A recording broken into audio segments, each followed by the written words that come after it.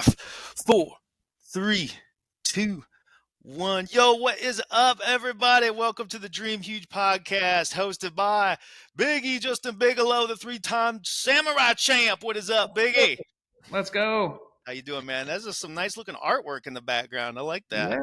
Yeah, it's very nice. Looking good, looking huge, baby. We've got JP John Pavlansky. How you doing, JP? For 3. Doing great, man. Doing great on this Good Friday. Ready to talk with our guests today and talk some real estate, man. Good. Hey, we got a very special guest today, Matthew Teifke. How you doing, Matthew? I'm good, man. Appreciate you having me on. Yeah, man. Thanks for taking the time. Matthew Teifke is partner broker of TRE. That is Teifke Real Estate and Longhorn Construction and Development out of Austin, Texas. So today we're going to be talking some real estate, folks. You know, we love talking with movers, shakers, influencers, huge dreamers throughout the world, really, guys. You know, we are on over 60 or 70 episodes here. Broadcast all over. We have listeners all over the world, so all over the country as well. So we're excited to have Matthew on here and talk a little real estate today. So Matthew, tell us a little bit about yourself and what it is that you do there in Austin, Texas. I love it, man. So I'm a entrepreneur to the core. Big dreamer, absolutely. But excuse me, started in real estate when I was 17. I'm 32 now. And just very driven on creating the space where people can come to get more out of real estate for themselves and to do that with other people. I'm a big believer in what I say is real estate, and in the sense of nobody really grows up, I want to be in real estate full time. There's other things that you're passionate about, and real estate can be that financial base that gives you security. And then you add that thing that you're passionate about. And then what becomes cool is you can figure out a way that they both work together. So we've got about 150 real estate agents with our brokerage, very big on allowing people to be entrepreneurs. So wholesale, flip, manage, partner, and just create that environment where people can work together. Got a master's degree in real estate, started off hustling, wanted to learn as much as I could about helping other people buy and sell, and then become an investor myself. So long story short, man, we have operations in Central Texas. We're in Austin, Corpus Christi, Houston, and Dallas, also San Antonio. And we have all different ways to add value for people. So we believe that if someone's serious about real estate, there is some kind of way for us to work together. It's just a matter of time. We've got the agents. We've got a real estate fund where you can invest capital and buy real estate with us. We manage properties. We've got the construction and remodeling company. We've got a community where you can join and be a member and not be licensed. And just very big on adding value. My faith is very strong and important to me. And so business is great, but also try to just understand there's more important things in this life, right? And be loyal, be someone that is around and that follows up, and it just is fun, right? So everybody we talk to and meet is there for a reason, I believe. And there's ways for us to grow together. And really, one of our core values is everybody works with us, not for us.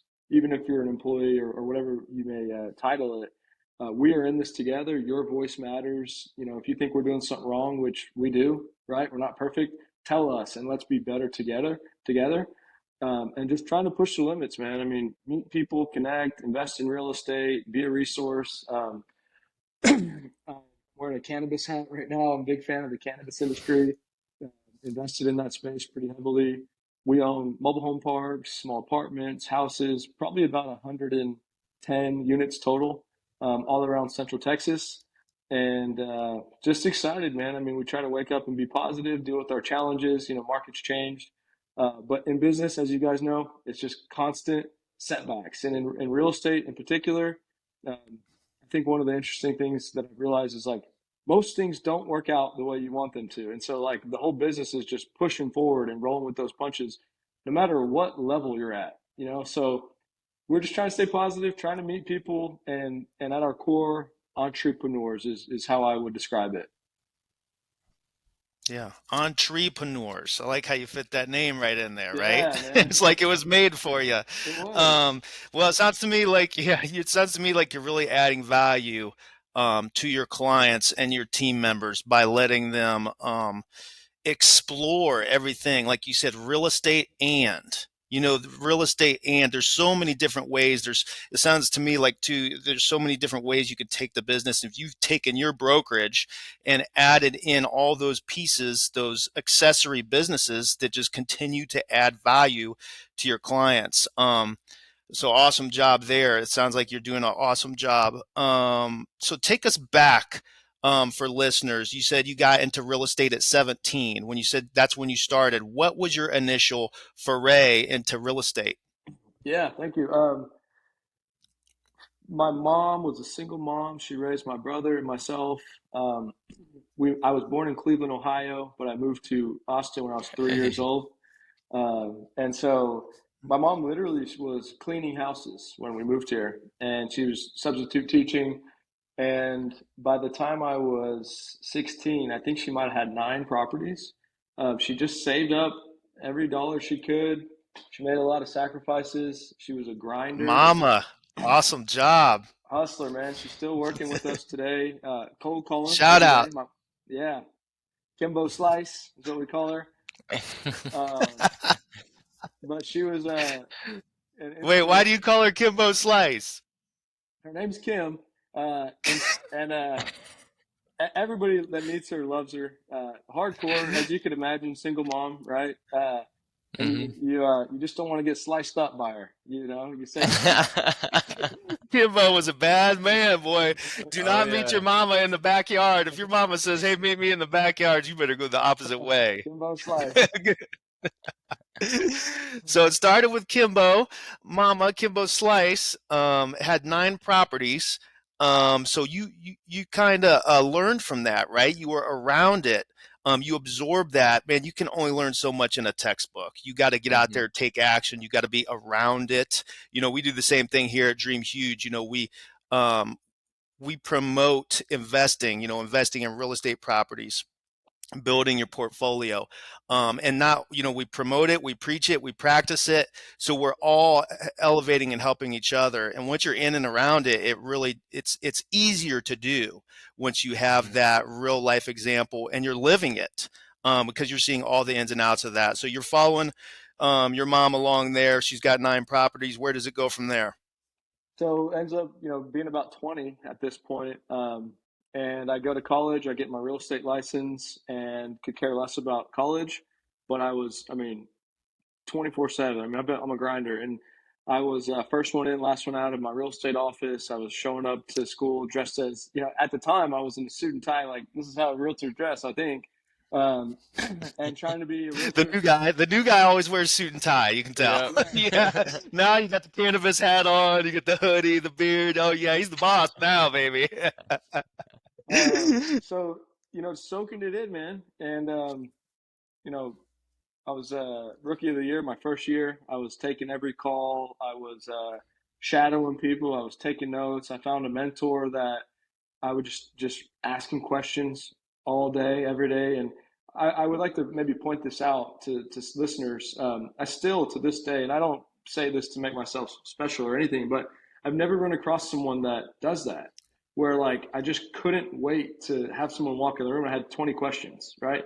And it wasn't Hmm. like questions to make you think I was doing good. It was like questions I had really thought through. I had already Googled. I'm like, why is it this way, or why? And that was just the mentality. I just want to learn. I want to be great. And so was going through that process. By the time I was a senior, I was doing pretty well. Like my first year, I maybe made 12,000. My second year, I made 30,000. Then I was at 60 and graduating. Like, man, next year's easy going to be 100, 120. But I was in Corpus Christi, and I wanted to be back in Austin. I knew that there was a bigger market there. I wanted to just, be with my family, my friends. So I moved back home, kind of started over in a sense. And at that time, I was waiting to see if I would get accepted into this Masters of Real Estate program at Texas A&M. Got accepted there. Was very humbling for me because I wasn't able to get into a lot of good colleges or prestigious, I guess, out of high school. I couldn't get into A&M. I couldn't get into UT. I got into A&M Corpus, which is a good school, but Mhm. anybody could get in. Mm-hmm. So went to A&M for the master's program, started wearing my suit and tie again, worked at a apartment company doing leasing. And this was always back to my mindset. I want to be an investor, but I want to learn as many aspects of real estate as I possibly can. I just want to see it all. So Mm-hmm. was crushing it. I mean, like making like 30,000, 40,000 doing leasing because I was at a company where they managed about 2,000 doors and we only had 3 leasing agents. So we just took, like I wasn't even generating my own business. I was just taking these They were just calls calling and you. showing properties. Yeah, that Yeah. was really cool. So you learn there's all these different aspects of real estate. And then I decided to get my appraiser's license. My whole thing was if I can learn how to value a property like an appraiser, I'll be a better investor. So did that. And then when I graduated, what happened was my wife took over the property management of all the properties that my mom had. And I went to work for a commercial brokerage doing retail tenant rep called Edge. Um, it wasn't necessarily my plan, but it was a company that I went and interviewed with. And at the time, it was like, man, we're at this Bank of America building in Austin at 6 and Congress. We're on, the 28th floor, just nice, high end. They showed me the client list, and clients that our company represented was Gold's Gym, Dick's Sporting Goods, Buffalo Wild Wings, like really high end retailers. And so I wanted to see that world. I wanted to understand that world. You dress a certain way, you act a certain way. You're Monday through Friday. You're off at 5. You're off on weekends, and it wasn't really what I knew I wanted to do in the long run. There was a lot of potential for big money in that world, but I wanted to see it and understand it. And I was also around some really smart brokers that I could just, study and learn from, like I was telling you that I did at the first brokerage. So I did that for about 3 years. Meanwhile, my wife was building our property management company. We got up to close to 700 single family homes that we were managing. And then Wow. it was to a point where there was just too much going on in both, commercial and residential. So I was kind of forced to join the management company to help my wife out.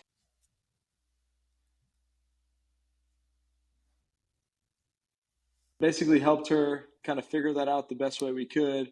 And then what happened was I said, all right, now let me start building my own brokerage. Ended up bringing on a partner, a guy named Alex Kaufman, who is a 50-50 partner with me in everything that I do. Knew him since I was 8. And just real quick on him, he was, by the age 20, he was a full-blown heroin addict in jail. And he's started kind of coming back around, and I was giving him little projects to do, and he'd just go crush it, knock it out of the park. And eventually I was like, dude, we need to be partners. So management company was good. Alex came on the brokerage, and then we started growing the amount of agents that were with TRE. And that was like right before COVID. So I feel as if that's most of the background. And then when it was Alex, we start growing the vision of, hey, as I had worked at all these different brokerages and seen these different things, I kind of saw that there was a niche. Like when I was working at the brokerage Edge, I'd run across, a piece of land that could maybe be multifamily, right? But they're like, no, Matt, we don't do that. We do retail tenant rep, right? And so I had to like pass on it. And at the time, I didn't know how to figure something like that out without, someone else that had maybe the capital or could help me. Now I know that you can go figure any of these things out. And so it's creating the space where if you're a brand new agent and you have a commercial lead or a big, downtown building, you don't have to just pass on it. There's always a way to figure that out. And I don't believe that there's many brokerages, if any, that want to foster that and want you to learn it. They, a lot of them say, Mm-hmm. hey, you got to give that to this guy. Or you got to, and I get it, Yeah. right? Everyone has different models. But this is the place for the people like me that were really entrepreneurs that wanted to own real estate. And so just to kind of lay this out quickly, at the time I thought this was so stupid and a waste of time, but we sit down for a full day. We go through this book called Traction, and we come up with our core values and our core focus. And what it is core values. We believe in real estate, there's opportunities for everybody. Just like you said, it's definitely not easy. It's hardcore, but there is an opportunity for you. We believe that Mm-hmm. everybody works with us, not for us. And we believe in order to do this, you have to have a no fear attitude. And then our core focus is we say make money in and on real estate, in on commissions, on the ownership side. And so when you really grasp these things and you understand real estate, you can just go into a meeting and you got all kinds of solutions. And I think one, there's a niche for agents, but I think the vision for me is this is how every real estate meeting should go, where most agents go and they say, here's the listing agreement, here's what we think we could sell it, but they don't take it further on like, hey, why do you want to sell? Maybe, you bring on a partner and they buy 25% of it and that's the cash you need, or maybe we could rent it or Mm-hmm. manage it, and just giving people options to be entrepreneurs, like we say. And it is cool how that TRE put right in the entrepreneur, you capitalize it. It's who we are and what we believe in. And so I believe it's good for sellers and buyers. And, you now start working for yourself instead of just running around for people and hope. Like, I don't want to run around for one investor and hope he buys and doesn't change his mind. I'd rather go find the deal and send it to 50 investors. And maybe I Mm-hmm. wholesale it to them. Maybe I represent them as a buyer. Maybe we buy it together. But I'm now capitalizing on the actual work and value that I'm drumming up versus just passing it on to other people. Yeah. I So love it. how important is thinking creatively in real estate? How important is that? Yeah, it's everything. And it's you have to be educated. You have to, I say you got to know about 5 to 10 deals at all times, off market, right? If you don't know about things, what value are you bringing? Right? So just follow up in relationships, and there's so many ways. And I feel like I don't know what percentage, but if I had a guess, I feel it's like maybe 5% of people really understand all these aspects. But when you do, Mm-hmm. um, there's a ton of value that I really believe that like anybody who's serious in real estate, I can add value for them in some way or another. And that gives me a level of confidence that I'm never in the wrong room. I'm never out of my league, because there's something I know that you don't. And if you don't have that, that's that's not a good place to be if you want to be Mm-hmm. entrepreneurial. Then maybe you're just timid. Like there's something. I mean, even the highest of the highest level, Blackstone or Donald Trump, right? Like there's something I could do that they would have never, because I've done all these little different. A lot of these guys, they don't know what wholesaling is, or they don't know this or that, and so I can figure out a way to bring value. Then it just becomes the more people I talk to and stay in touch with, there's unlimited opportunities and potential. Yeah. Sure. The more And people and the more creative you can be, that's the more people you are helping at the end of the day. mm-hmm. That's what it boils down to. The more people we help, the more successful we're going to be, And I man. don't think, Yeah. and I believe Yeah. that like there's creative options that I've never like. I've thought I know a lot of them, right? But like I think there's still things out there that I've never considered, like crazy kind of Yeah. ideas of like, who knows? Like, you have the option to buy this property, you got a strike price to buy, like all kinds of really, really detailed. We just actually, this was a learning experience. This lady that we met, totally screwed over by a contractor, was in it for like 150K, but the house was to the studs. 150K on the cash for the rehab, and so she probably owes like 400. The property might be worth 380, and she's already in for 150. And I'm like, how do we help her? Like, I can't figure this out. So then we find out she owns 3 more properties, right? And so basically we just jump in to take over the rehab. She's going to pay for it. We're going to oversee it. We're going to handle it. And we're going to get 60% ownership of all 4 of these properties for free, right? And like Wow. those kind of things people never think about. That's a deal that is one of our best deals, but that just happened like 3 months ago. And that's the creative.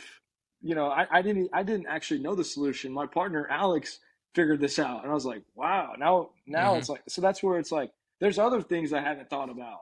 But if you have, So she had equity. So to walk us through that a little bit. So she had equity in those other three properties. So you were able to grab some of that equity at no cost to yeah. you or her, really. I mean, she's not coming out of pocket for that. What does that look like? Walk us Yeah, through that. so the big thing for her was she was just tired. The house still needed a full rehab and it still needed more money. And she was either gonna turn it over to the bank, ruin her credit. She had another property that she was trying to buy in Mexico. And if she turned this over, she wouldn't be able to buy that house in Mexico. So we were able to, and she makes good money full time, but we were able to come in and say, hey, look, you pay for the finish of this rehab. We will actually oversee it. We'll make sure it gets done. We'll manage the property. We'll lease it up. But we want to have 60% of your entire portfolio, right? And so now she can buy the house in Mexico. Her credit's good, and she doesn't have to think about these ever again. Versus, what would that have looked like if we weren't here? Who knows, right? So that was Hmm. the trade-off in value. And then the other thing is we now have somebody that did good business with us. And so, of course, we're going to bring her in on our next couple deals, and we're going to help her get all that back and get 20 properties in this new entity that we created. And that deal Sure. was brought to us by a real estate agent, Chris, who works with us, who we already own uh, 3 duplexes with, that we bought those on owner finance terms, and so just like creative stuff.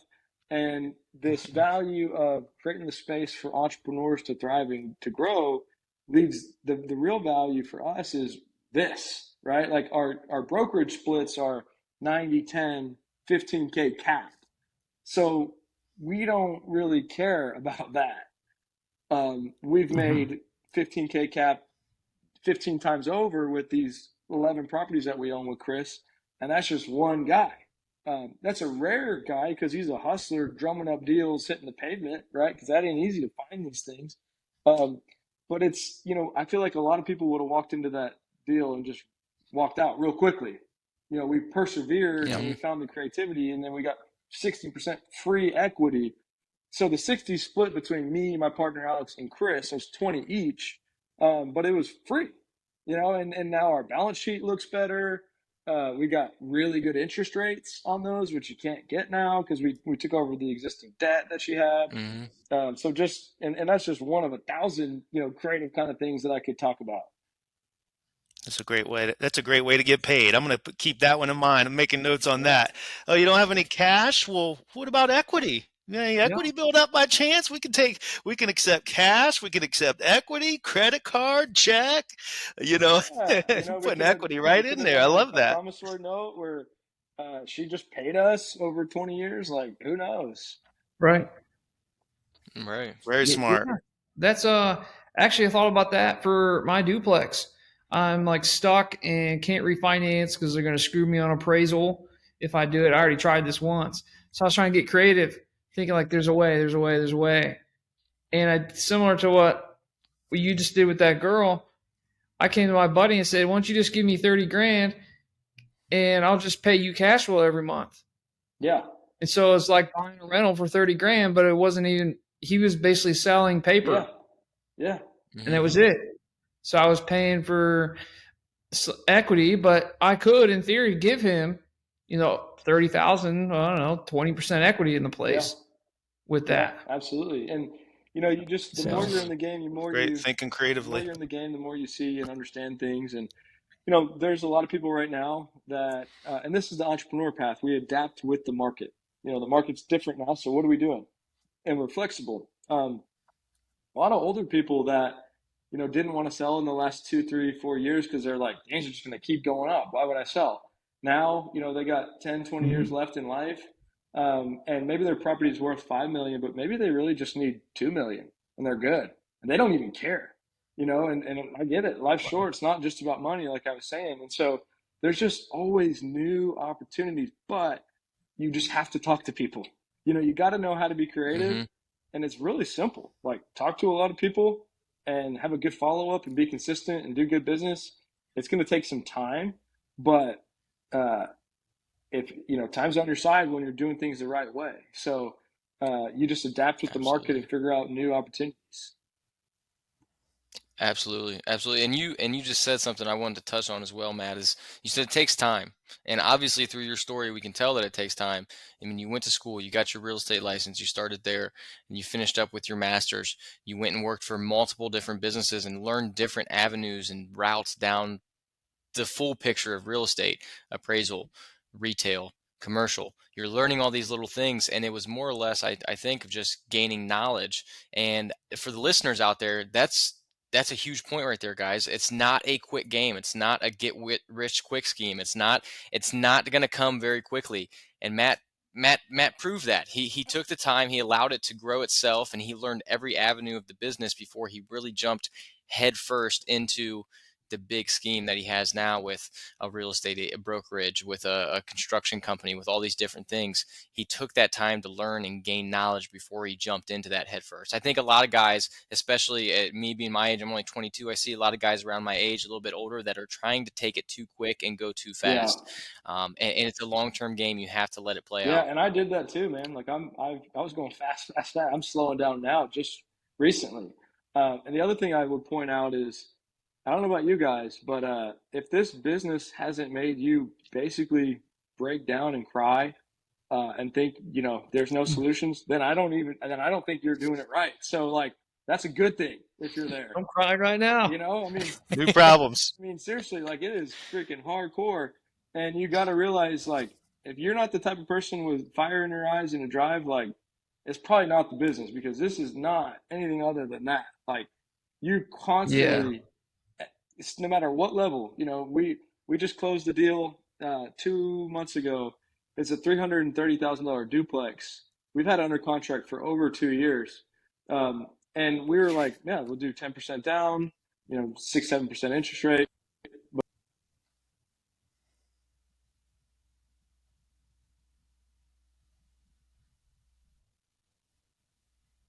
And we're like, damn, but we had to buy it, right? And so that sucks, but go figure it out, And so you just keep pushing through. Owning real estate over the long run has proven through everything I've ever seen to be a great thing. And so just build the assets and find out how to keep them. That's where the in and on is really big, because you got to go make commissions to go buy more properties. So I don't know. Yeah, we have a very similar model here. We are in and on as well, and I preach that. I want agents, JP will speak to this, Big E will speak to this. Mm-hmm. I want agents to invest in real estate because those pay you every month regardless. Yeah. Your investment properties pay you every month. There's going to be months when you don't have a closing. Yeah. And then what? And then if we only talked about listings and buyers, you're not going to have that cushion there. And you're not going to be in and on real estate like you should be. Yeah, we have a very agent-centric model as well. I mean, we're structured very similarly, Matt. So I really admire the way that you treat your folks and encourage investing in real estate. Yeah, mm-hmm. and I appreciate that. Maybe we team up. Also, it's like, if you want to be an investor and entrepreneur, like, why aren't you building a little portfolio of 10, 20 doors that you manage? I mean, that's the other moat that gives you stability.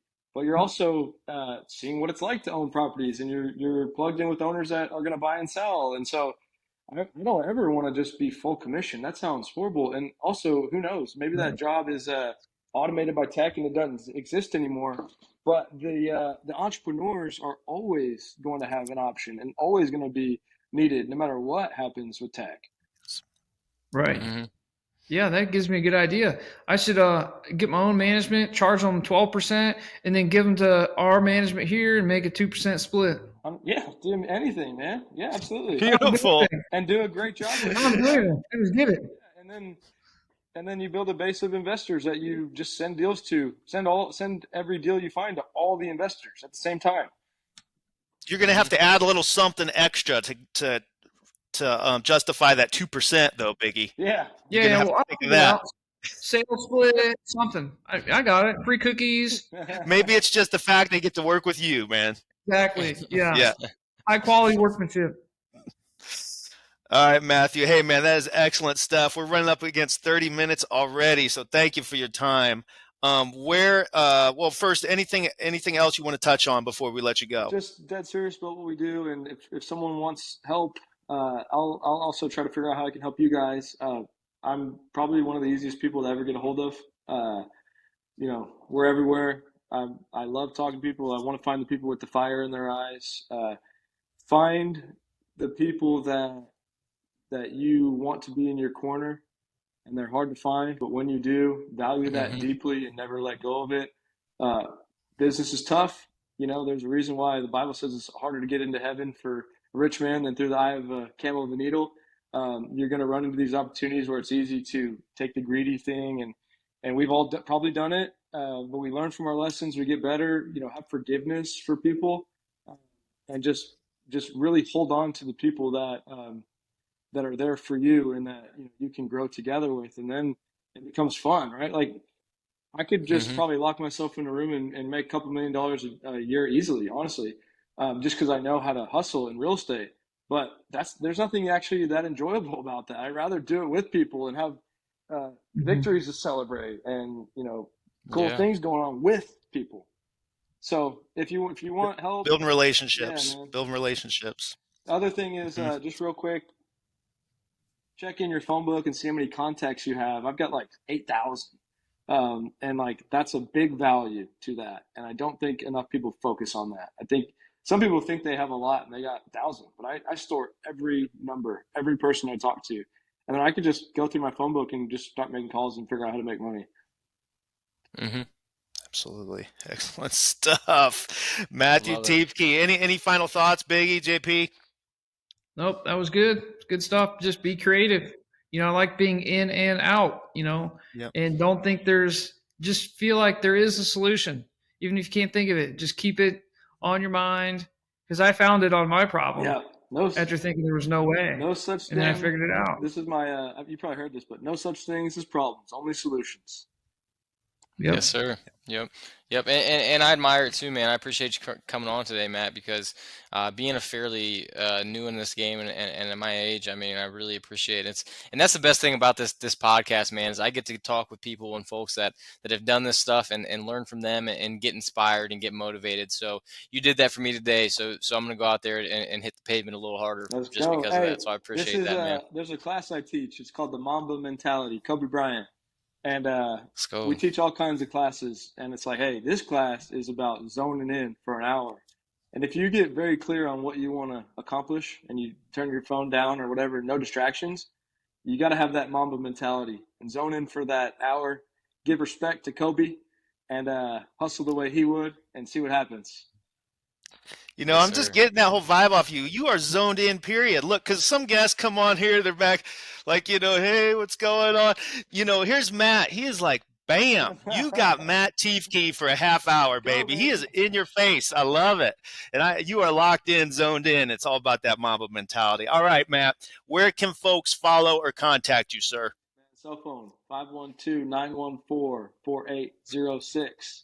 512-914-4806. We're on YouTube, we're on Instagram, we're on TikTok, TeifkeRealEstate.com. Just reach out. What's your handle on Instagram? Just Teifke Real Estate. Okay, beautiful. Well, you got 3 new followers at the minimum today, Come on, baby. man. So, hey, it's all about relationships. It only takes one relationship, man. I always say that. So, all right. Hey, y'all. Thanks for listening to the Dream Huge podcast. Like, subscribe, and share. And as always, folks, remember the rules. Work hard, never give up, and dream huge. Matt Teifke, everybody. Let's see the guns. Yeah. Woo! All right. Have a great day, fellas. Later, See ya. guys. Thank you. See you, man. Thanks, Matt.